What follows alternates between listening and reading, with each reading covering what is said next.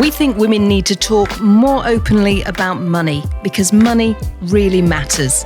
It shouldn't be embarrassing or confusing. Join the conversation. We'll be discussing a whole range of topics which will help you get comfortable with your finances. Money Matters. Brought to you by AJBell. Hello, welcome back to the AJBell Money Matters podcast. I'm Laura Suter and I'm joined as ever by Danni Houston. Hi, Danni. Hi, Laura. Can I just say that as I'm sitting here, I'm watching the snow fall quite a lot outside my window, and I'm really, really tired of the cold and the damp. My kids are off. They're upstairs in their bedrooms. It feels like COVID all over again, Laura. And I must say, I'm dreaming of a sun-soaked holiday. That is absolutely your jam, I know. 100%. I have a colleague who's on holiday on a Caribbean cruise at the moment, keeps sending me pictures, and it's very unwanted. Thinking about muting him. Now, that kind of a holiday I can really get behind. And if you're talking about something fabulous, then most of us do need to save up for that. And handily, this episode is going to be all about starting those savings habits, and in particular, picking the kind of account that might be right for your savings journey, because it's not easy, Laura. It's quite complicated. And I know most of us, particularly when we start saving, are probably just going to go to our bank and just get a savings account. And we know that that's particularly the case for women. So women are much more likely to stick to cash rather than investing for various different reasons. But yeah, it's definitely a bit of a minefield. And I think when you're like us and you work in the finance industry, it's because you're working with it every day and you have an understanding of it. It's easy to forget that lots of people do not understand the jargon, don't know where to get started. And that is exactly what we're here to help with. So I know that when I have conversations with my friends and they're saying, what actually is an ISA? And do I need a cash ISA, or can I just have a cash savings account? Or how do I get started with investing? And those are always very good wake-up calls for us in the industry as to what people are actually navigating before they get started on their investing journey. But hopefully we've got lots and lots of help for you in today's podcast, but also across these series of podcasts. Yeah, for this episode, we have drafted in Charlene Young, pensions and savings expert from the Money Matters team, the team here at AJBell, to help you get to grips with all the different accounts. But all of that is to come because we are going to start with pensions. It has been all over the news over the last couple of days. Lots of stuff to chew over. So we thought we'd just sort of kick off with some of the big things that have been talked about. Exactly. And actually, speaking of my group of friends, a lot of this pension news hit our WhatsApp group this week, and it wasn't me talking about pensions. And so really highlights how some of these headlines really resonate with people. And I think one of the key things that we're going to try and do through this discussion is for it not all to be so depressing. We all know that headlines like to have a dramatic statement. And some of the figures, don't get me wrong, are a bit alarming and are a bit depressing. But I think what's really important is that we don't just see those figures and think, oh, God, that's depressing. I just can't think about my pension, or I'm so far away from where I need to be, it's not worth engaging with. Because actually, even if there are some depressing things in there, there's lots of tips and tricks, and there's lots of help that people can get out there. But let's go through some of those maybe slightly depressing figures. So Danni, let's start with the headlines suggesting that the pension age is going up. Now, what does this actually mean, and how likely actually is it? Because I think we have to be really careful about seeing a headline and assuming that is just going to be the case and that is fact, don't we?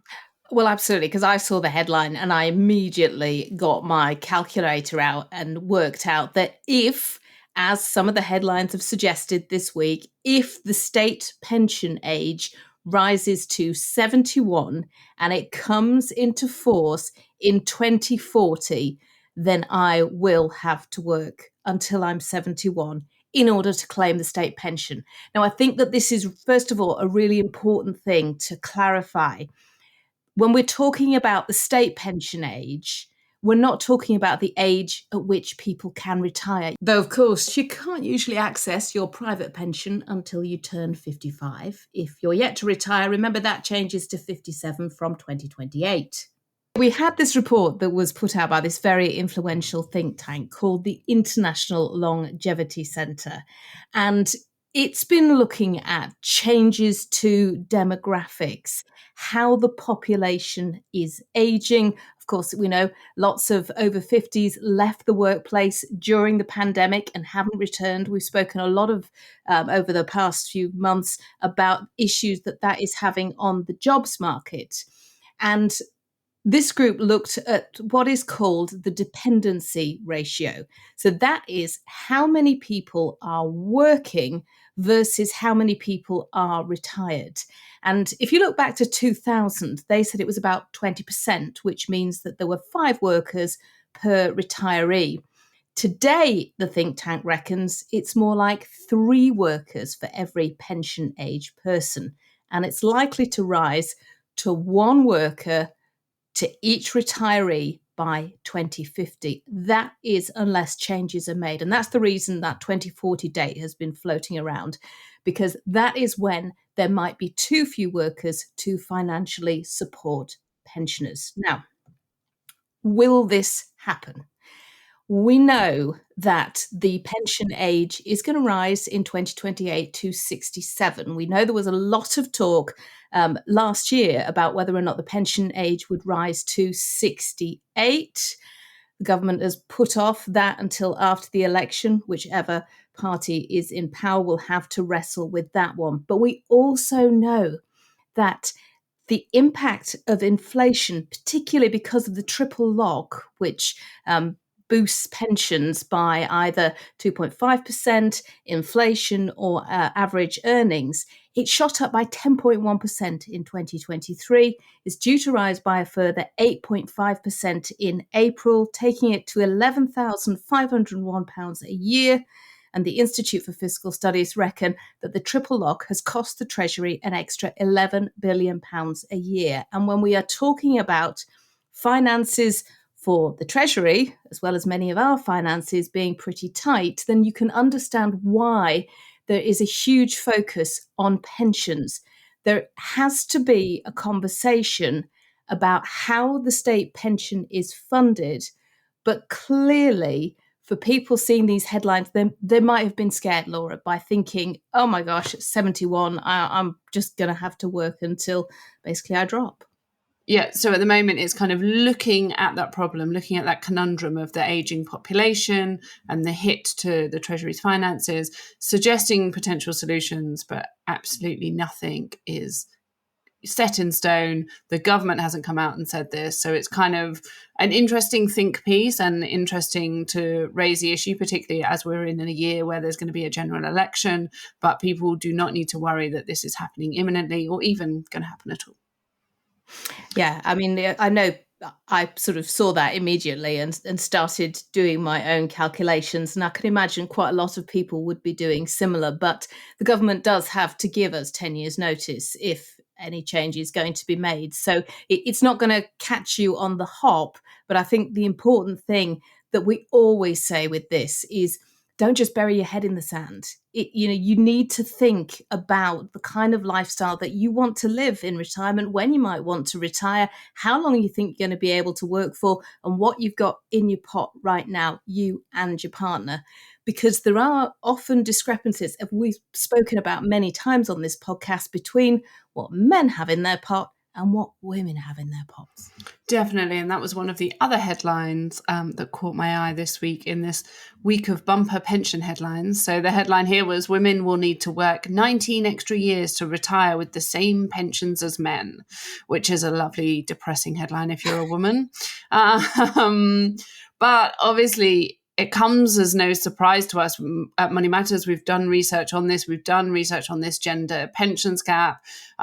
We came out with slightly different figures, but it shows the same trend. And a lot of it is basically women earn less over their careers and over their working lives from a multitude of different factors, and lower earnings translates into lower pension contributions, which translates into smaller pension pots when you come to retire. Like I said, there's lots of different reasons for this, and actually we've got some specific podcasts covering this gender pensions gap and this whole conundrum. You can go back through our back catalogue. But some of the things that were highlighted in this is that women's pensions assets were less than 2/3 of men by their late 50s. So this is in this report from the Pensions Policy Institute, a well-respected organisation.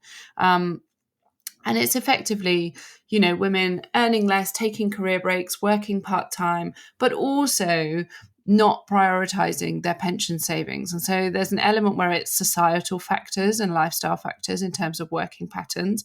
But there's also an element, I think, where women really need to, and I'm kind of talking on averages here, women really need to grasp their pension savings, engage with it, work out if they are going to have enough for retirement, and prioritize it as well. And I think, kind of like I said at the outset, it's very easy to see these figures and think, oh, well, it's just impossible. But actually, if you think about the kind of retirement you want and the kind of things you want to be doing in retirement, and then save for that, save for your future self, that's much more motivational than just thinking, oh, well, there's no hope. And then when you get 10 years out from retirement or 5 years out from retirement, realizing you've got a big problem on your hands. So while you could see some of these figures as depressing, I really think they can be used to kind of light a fire under you, serve as that spark to kind of think, I need to tackle this thing that's been on my to-do list for a while. Am I paying enough into my pension? Could I pay more in? Is my partner paying lots into his pension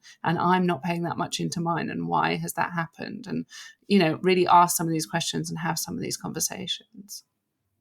Yeah, I think having those conversations, it is something that I think the younger generation is now doing far more than women of my generation did, and certainly my mum's generation. So that is a really good thing. And talking about headlines that are depressing, but actually can give you a real kick up the butt.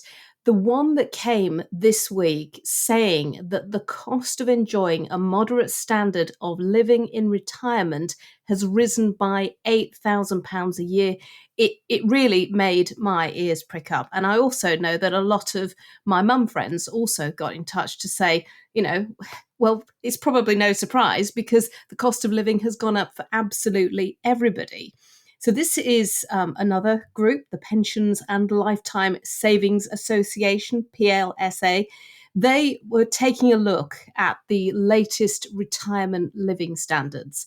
And yeah, I mean, on the face of it, it does make for pretty grim reading. But the one thing that it did do, which I found really interesting, is that it absolutely sort of made me think about the kind of retirement I wanted. And they put numbers on the amount of money that you would need to have that kind of retirement, whether or not it was the minimum level of retirement, the moderate or a comfortable level of retirement. And just to break that down, I know that you've been talking a lot about this as well, Laura. I think most of us, when we're thinking about retirement, we're not thinking about the minimum. We're probably edging moderate to comfortable. We want to still be able to go out on, a foreign holiday. We want to still be able to have a decent car, a 3-year-old car replaced every 5 years. Those kind of things, just being able to go out on an evening. And in order to be able to have that standard of life, it was really helpful to see the pot that is needed, the annual expenditure. So just to give you an idea, for a minimum standard of retirement, a single person would need an annual expenditure of $14,400. Now, when you realise that the state pension is $11,500, there's already a shortfall there. Although, handily, what we've spoken about the single tax before, well, this is clearly in play here because for a couple on the basic retirement, the state pension would cover it. But then when you start looking further down the line, it's just not going to touch the sides. And then you start thinking about, well, what does that actually mean? What does my pot have to look like in order to fund what I am going to need? And thankfully, some very clever people here at AJBell have worked that out. So, in order to have a moderate living standard, the pension pot you would need to retire with if you are single is £490,000. If you're a couple, your combined pot needs to be £515,000. Significantly more if you're talking comfortable, so 790,000 for a single or 890,000 for a couple. Those figures initially, Laura, sound absolutely massive, but it is about starting small. And if you've got a decent amount of time, and even now I'm thinking, okay, if it's 71, I've got 20 years in order to add to my pot. And you can add a whole lot more to your pot in those 20 years. Exactly. And so I think anyone who's hearing those figures and is slightly daunted by them, my top tip would be go online, find either a pension calculator or just a simple compound interest calculator. If you Google those, you'll be able to find them. Plug in how much you've got in your pension at the moment, and then put what your expected return is and how many years you've got until retirement. And then also put, have a look at your pay slip and look at what you're contributing to your pension at the moment, not just what you're putting in, but what you and your employer are putting in combined. Put that into the details and it'll work out what your pension pot is going to be in the 10, 20, or maybe even 30 years you've got until you retire. And I think you'd be pleasantly surprised by how much investment growth and even relatively small contributions can really boost your pot over a long time period, particularly if you've got a long time until you come to retire. And I think that's a really great starting point. And that shows whether you're likely to be on track, whether you might need to increase your pension contributions. And I think it's a really good way of kind of measuring whether you're doing well for your age, whether you're on track for your age. Because also we've got to think about lots of people will carry on working in some sort of kind of part-time or some sort of capacity well into what a traditional retirement would be. And so there's also the potential for that. But yeah, I think check if you're on track is a really great first port of call, and you might be pleasantly surprised. And if you're not, then maybe grab a glass of wine, a beer, and work out a plan of how you can get back on. See, I've only been working in finance for 3 years. So for me, having these figures laid out is really, really useful, because when you're not working in finance, it's not often that you actually get to see what do I need to put in my pot in order to have the kind of life I want to live. I'd never thought really about the numbers per annum of how much I would need in order to be able to live the kind of life I want to live in retirement, to have a foreign holiday, to be able to go and visit my sister out in the States, to be able to go and visit my kids wherever they may be. And if they need a bit of financial help, to be able to support that as well. So I think when you get news stories like this, it can be the immediate reaction where you go, no, I'm just not going to engage because it just seems like too big of a mountain. But actually, it can be so useful to actually help you work out in very small ways, just that sort of starting point, just an extra £10 a month. And I'm going to see a huge difference in 20 years' time when I retire. Definitely.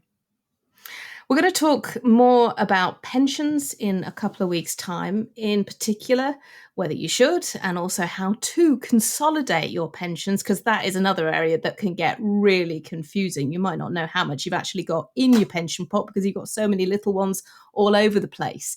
If you are based in and around London, don't forget we have an in-person event on Thursday, the 7th of March, to celebrate International Women's Day. That's going to tackle lots of issues that impact women in midlife.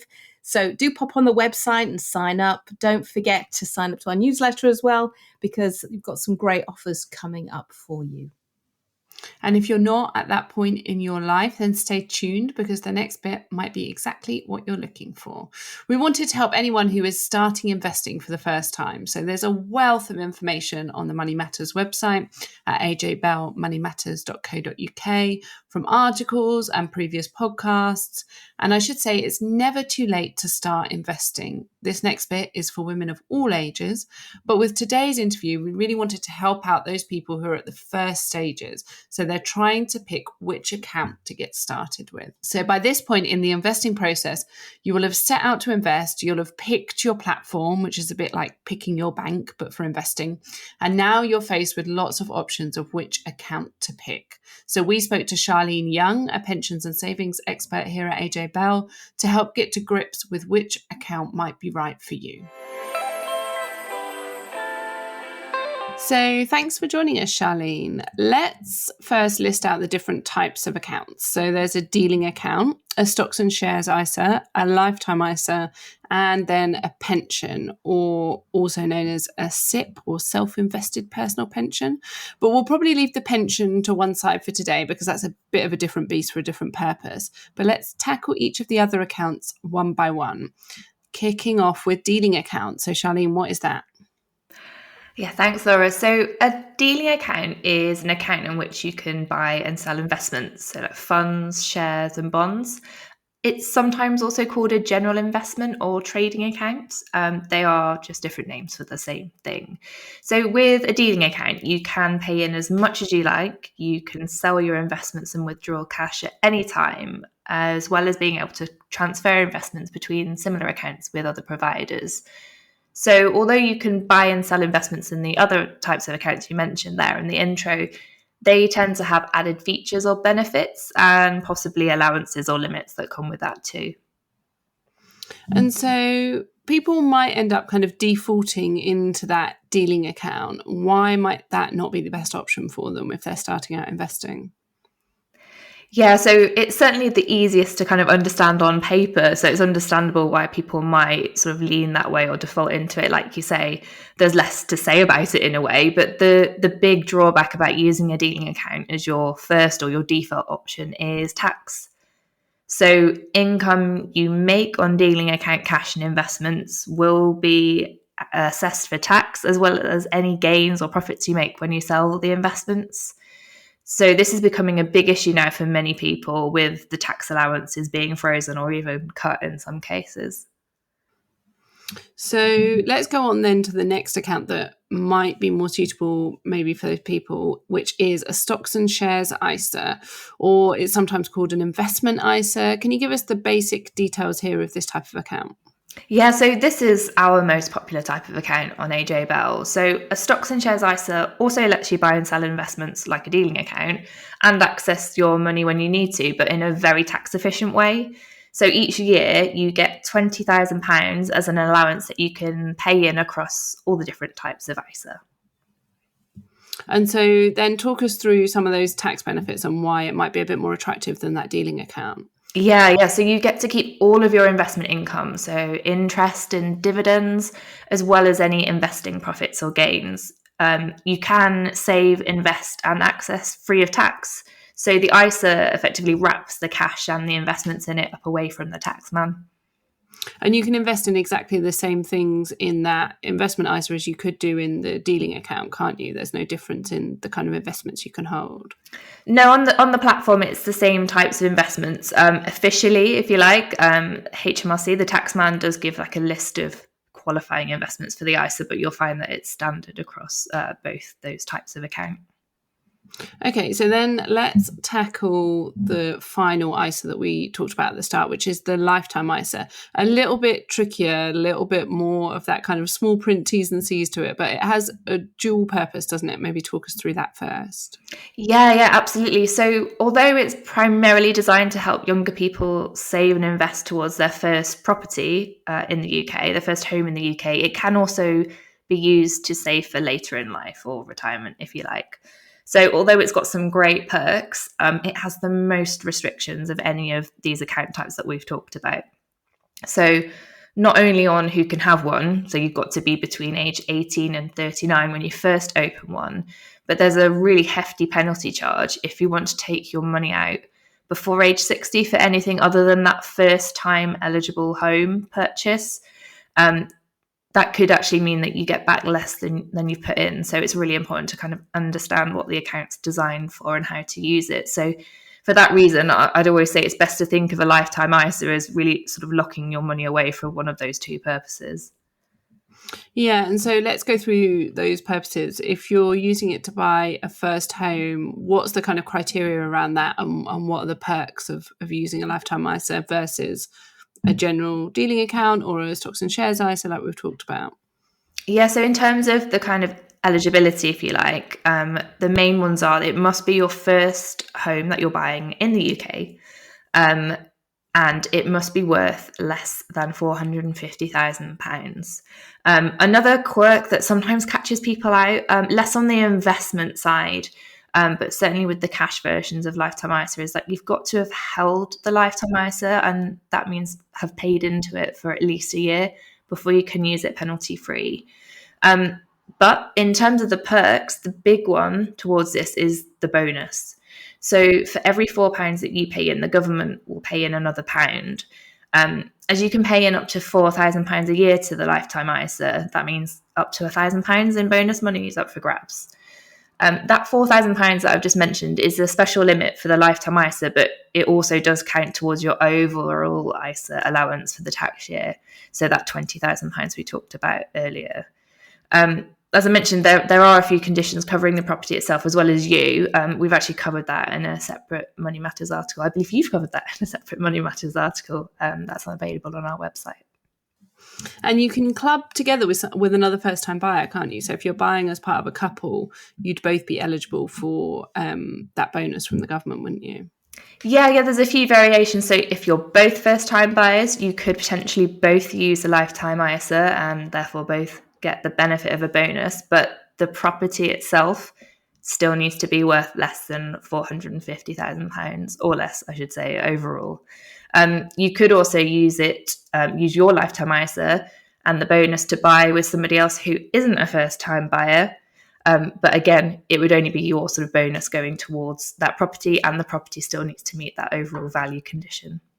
So let's talk about the other purpose of the lifetime ISA. So people who might want to use it for retirement as an alternative to a pension, how does that work?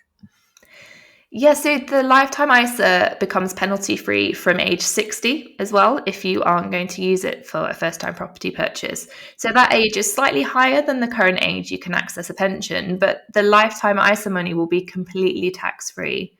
So it's an interesting option, I'd say, for self-employed people, particularly those who are basic rate taxpayers, as well as anyone who might have maxed out their pension allowances for the year.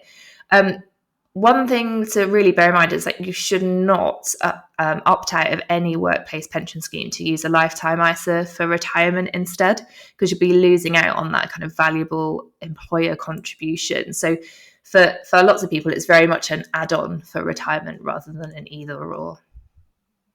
And there's another option that we've not covered that I didn't actually mention at the start, and that is a junior ISA. So it's probably worth covering that. When might you want to use that ISA?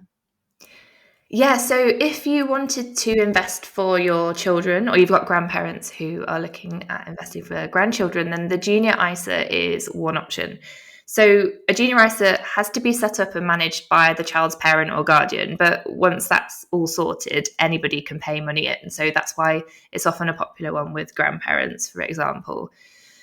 So as with all ISAs, the money and investments are sheltered from tax or wrapped up against a taxman. But the big difference is with the junior ISA, you're not able to access the money as it's a gift to the child or grandchild that it's for.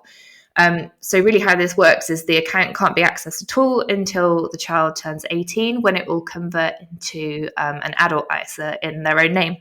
So at that point, they can continue saving, investing and managing the ISA themselves, or they could actually access the money. So that's just something to kind of bear in mind. The allowance for junior ISAs is separate to your own ISA allowance for the year, and it's actually a generous £9,000 per tax year. So now people have got all of that information. They know all about the different types of accounts.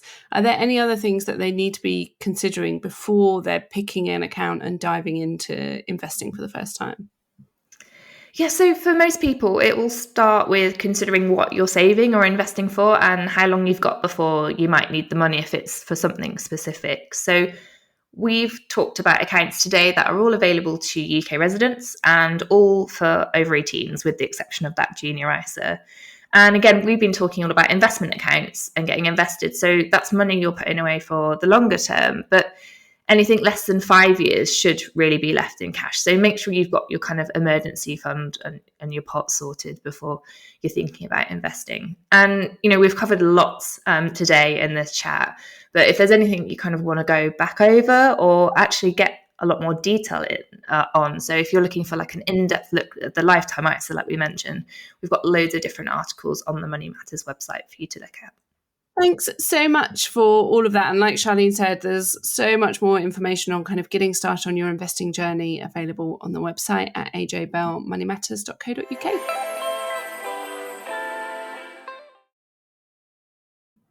Such great food for thought there from Charlene, and really clear. And if you are still thinking that investing's not for me, do go back and take a listen to Trish from our last podcast, who is living life on her own terms, thanks to savings choices that she made at a very young age.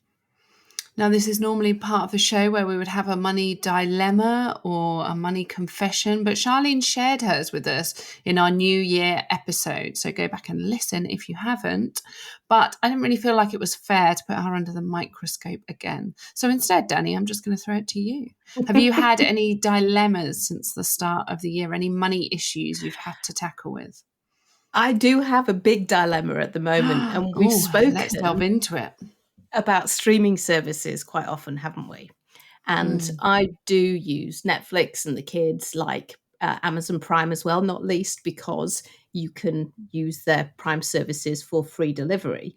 But Prime is going up if you want to keep the adverts off, which absolutely bugger me, and the kids absolutely hate as well because they're just not used to it. So my dilemma is, we also have Sky, which is on the main television, though most of us now tend to consume our TV on tablets or whatever, computer screens, except for my poor husband who loves films. And I am now facing a dilemma of, do I save what is over £50 a month on a subscription which primarily only he watches and just keep the streaming services, or do I keep that for him because he's got loads and loads and loads of stuff recorded on the Skybox as well? Oh, that's tricky. Tricky dilemma. The money saver in me says, buy him a DVD player and some DVDs from the charity shop, and that's as good. Cancel that subscription. But then I feel so bad. Yeah. But I am thinking about it. Not listening to this. I always think with these things, though, it's unless you're on a really good deal at the moment, it's always a good idea to cancel it and see whether you miss it. And there'll usually be like a new sign up joining, bonus or a special offer where if you've got rid of it and after 3 months he's really missing it and he wants to sign up again, then there's probably a cheap offer that you can do. So maybe cancel it. See if he misses it. Maybe tell him before you cancel it. And then you can always sign up later. But you might be pleasantly surprised. On our next episode, I'm not putting you on the spotlight this time, Laura. I shall get you next time. On our next episode, we're going to feature a very special guest. So do subscribe to us wherever you get your podcasts or sign up to our newsletter so you never miss any of the gossip or miss out on any of our events or special offers. And that is it for this week. Remember, if you can join us at our in-person event in London on March the 7th, you'll need to register via the events page on our website. It is free. There is fizz, but places are limited and selling quickly. As always, do get in touch with any questions, ideas, comments. We'd love to hear from you. We're on all the usual social media channels, and you can also email us at hello@ajbellmoneymatters.co.uk. We'll see you next time. Before you go, please remember this podcast is for educational purposes, and the views expressed don't necessarily reflect those of AJBell. The podcast isn't telling you if a certain investment is suitable or not.